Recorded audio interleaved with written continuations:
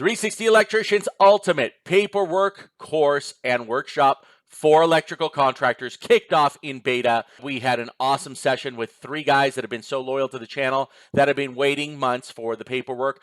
Just want to give you a short video clip of that session of the workshop coming soon. Are you ready? If you are, go to the website, www.the360electrician.com. Scroll all the way to the bottom of the website and make sure you join our email list. That's where you're going to know when this workshop goes live. Enjoy. If you get something out of this channel, you're an electrical contractor or you want to be one, subscribe and let's get into the video. What was the biggest reason, Christian, that you felt that you need to step it up, or now it's time that you need to get paperwork? Yeah, basically the protection and of the agreement, you know, so the customer themselves and you have an understanding of all of how it's going to be done and what's covered and what's not covered, and it's just fair. And for me not to have this information, this contract, it's for me and for the customer. It's just it's the basis of the whole relationship. Right. You know what I mean? I totally agree. I needed this before. I didn't have this, honestly. All my contract said was no patch, no paint. So I'm going to tell you something right now, right off the bat. You know, when I get in trouble, you guys, and I've been in trouble, I just had to give a guy back $4,100 about a month and a half ago. I was in the right 100%. Nothing, like there was nothing. He went after my bond company, said, sorry, that's your feelings. You know, it's not, he performed the contract. I'm so used to 150 jobs. Boom, boom, boom, boom. Email, word of mouth. I don't even get a deposit, but it's that one that gets you, that hurts. And I lost $3,000 because the $2,000 profit, plus it cost me about $1,000 out of pocket just to get the job done, that I had to go back and take everything out. Now, if I had crossed all my T's and dotted my I's, bring it on. All I had to do is have them sign just my work order, and I would have covered my ass. Brad, what's going on with you? Why did you decide to do the paperwork? First, I love everything that you put out. And then second of all, I'm currently going to, I'm just updating everything in my system. I'm trying to be as automated as possible, and I want contracts to be as automated as all my pricing.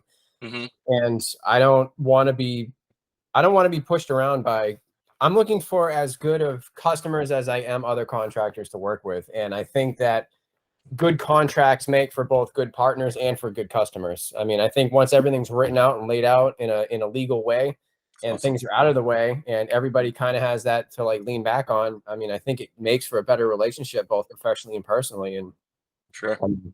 All the big companies that I've ever worked for have had, you know, contracts of some form or another. And I've seen it save them, you know, multiple times on many different jobs, especially when it comes to change orders. Like I'm doing a lot of commercial work and these GCs try to they always do the, hey, can you do me a favor thing? And it's like, no, I can't do you a favor because I bid for this. And I'm going to lose out, you know, my shirt if I start doing all these favors around. So sure. Absolutely. I always say when you give them an inch, by the time you're done, they took the mile and you're already down that road. So what I do is as soon as they ask for an inch, I said, absolutely, we're going to go ahead and take care of that. Should be about 100, 150 bucks, done.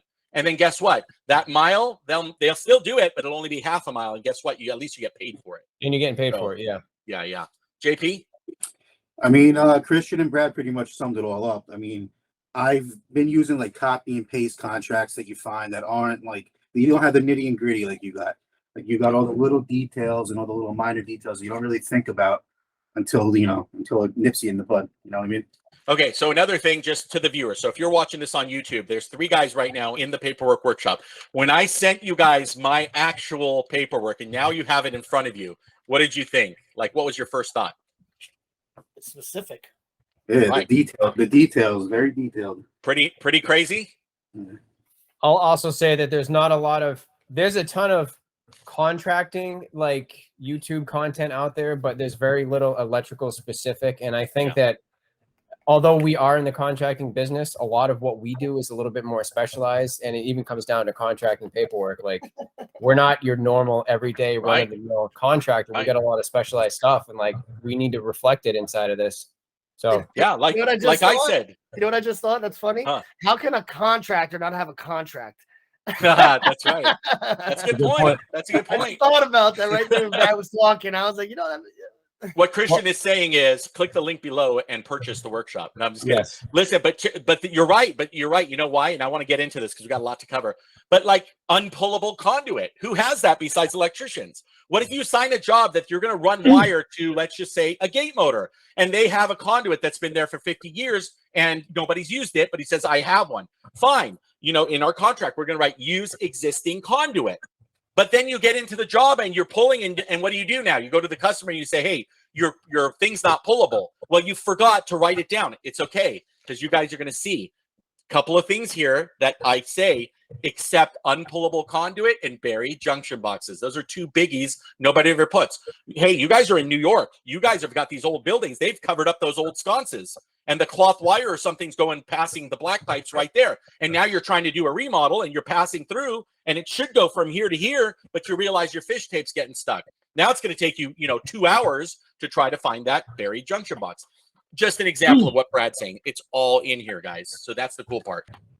All right, we ready to roll? Okay, let's start with work orders. Are we able to upload this into our Jobber or Guild Pulse or anything? Bless you, Christian. So the good thing you can do, and don't quote me on it, is you can cut and paste it all in.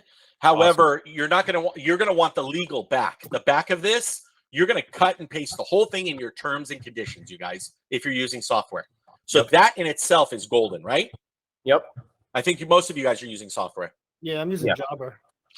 Yeah, me too. Okay, so let's go through it.